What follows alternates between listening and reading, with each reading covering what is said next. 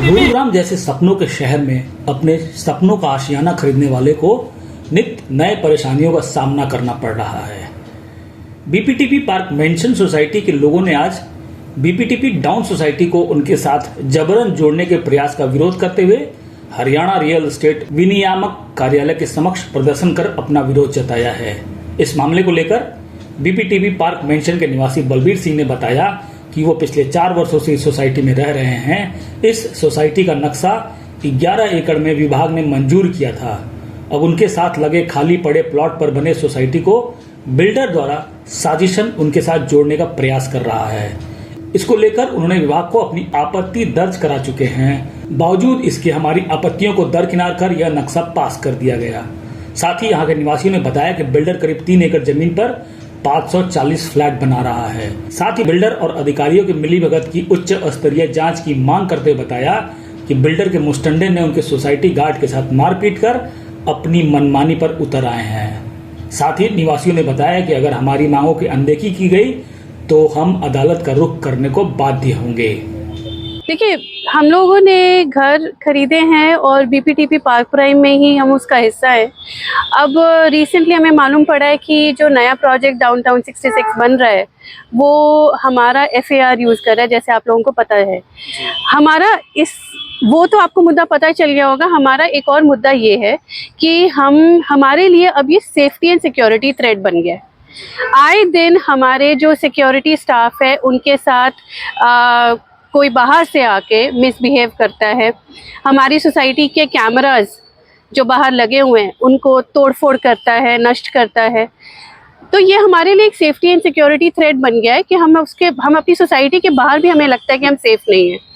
तो ये रुक जाना चाहिए। क्या कुछ हुआ था वो जो आप बता रहे हैं? तो हमारे जो सोसाइटी के बिल्कुल बाहर एक ग्रीन लैंड है, वहाँ पे कुछ डॉग पार्क बनाया हुआ है और कुछ एक टेम्पल बहुत सालों से बना पड़ा है। वहाँ पे कुछ मूर्तियाँ भी हैं भगवान की।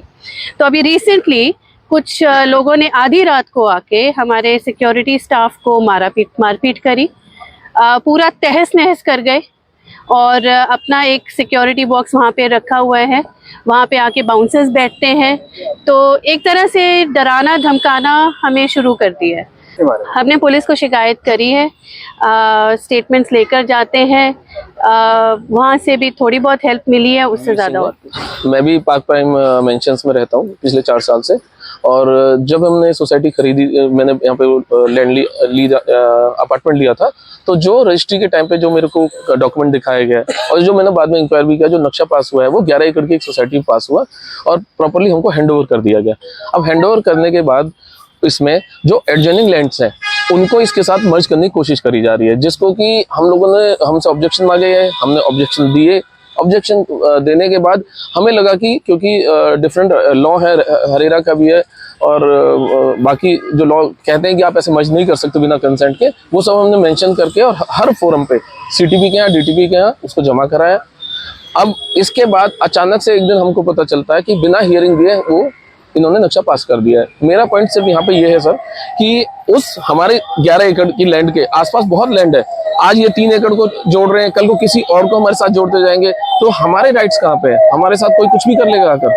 जी, इन्होंने 3 एकड़ में 540 फ्लैट बना रहे हैं, जिसका हमने जो अनुमान लगाया लगभग एफआईआर 7 से 8 का एफआईआर बन रहा है, जो कि एक आईटी पार्क का भी नहीं होता है।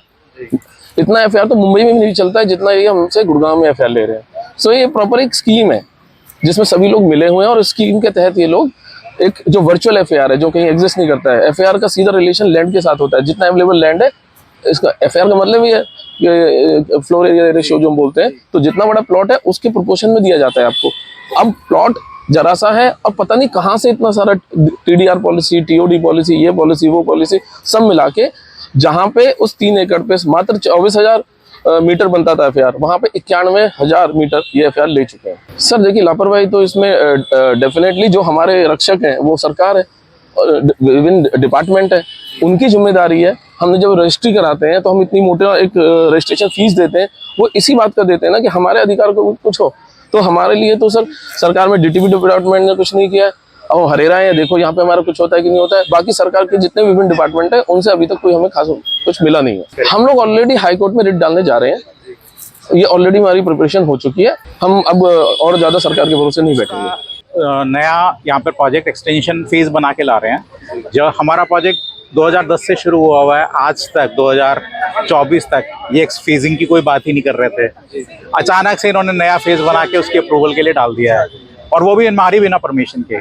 तो हमारा रेडा से सिर्फ इतना ही क्वेश्चन था कि जी बिना हमारी अप्रूवल के क्या नया फेज बनाया जा सकता है। हमारा कॉमन एरिया में हमारा अनडिवाइडेड शेयर है। जो ये नया प्रोजेक्ट आ रहा है ये हमारा एफआर ले रहा है। एफआर का मतलब क्या होता है कि अनडिवाइडेड से हमारा शेयर ले रहा है। तो बिना हमारी परमिशन के क्या बिल्डर हमारे एफआर को यूज़ कर सकता है। हमने सबसे पहले ये सीनियर टाउन प्लानर को जी गुड़गांव को दी थी, रिनको जी को। उसके बाद उन्होंने हमें बोला था कि ये चंडीगढ़ जाएगा, और चंडीगढ़ भी बात हुई। उन्होंने हमें आश्वासन दिया था कि वो हमें बुलाएंगे हियरिंग के लिए, जो नहीं हुई, और सीधा अप्रूवल आ गया। कुछ तो हमारे जितना इंफ्रास्ट्रक्चर है उसको विदाउट हमारी परमिशन ही यूज़ करने की कोशिश कर रहे हैं ज़बरदस्ती। बच्चे अब 8-9 साल हो गए यहाँ पर आराम से रह रहे थे। एक पता चला कि कोई डाउनटाउन 66 का कुछ, और वो हमारे साथ ही जोड़ के कुछ बना जा रहे। हमको कुछ नहीं अंदाज़ा था कि क्या हो रहा है। कुछ मिली भगत हुई है कि ये सब चीज़ें हो रही हैं। अगर ऐसे चीज़ें हो रही हैं तो we are feeling very very unsafe. और बाहर पर जो होते हैं जहाँ पर लड़ाई बाउंसर्स आकर, मतलब इनसिक्योरिटी फीलिंग हो रही है। कुछ मेरे को नहीं पता क्या होने वाला है। एंड हमारी लाइफ सेविंग जो है is going to down the drain. It's very very bad. हाँ, सेफ्टी कंसर्न है। और प्लस ये है कि जब ये प्रोजेक्ट शुरू कर देंगे अगर, तो high life will be hello totally. There will be no, even nowadays we cannot enter our community properly, so much rush is there. After that, so many flats are, if they get it done, then it will be, life will be hell for all the people. We don't know how to enter our houses even at that time. Builder सब अपनी मनमानी करता है। हाँ, builder सब अपनी मनमानी से सब कुछ कर रहे हैं जो भी है। किसकी कमी मानते हैं, किस वजह से बिल्डर जो है हावी होता है बायर्स पर? वो तो है अपने सरकारी महकमे ही हैं जो मिलके करते हैं, जो भी करते हैं सारी चीज़ें अपना होता ही है सारे। वो अपने लॉ से करते होंगे, लॉस, लेकिन एक्चुअल सिचुएशन जो है वो देखनी चाहिए आदमी को कि भाई आप हमारी सिचुएशन क्या है वहाँ पर एक्चुअली। अपना नाम होता है केवल सहगल। ठीक।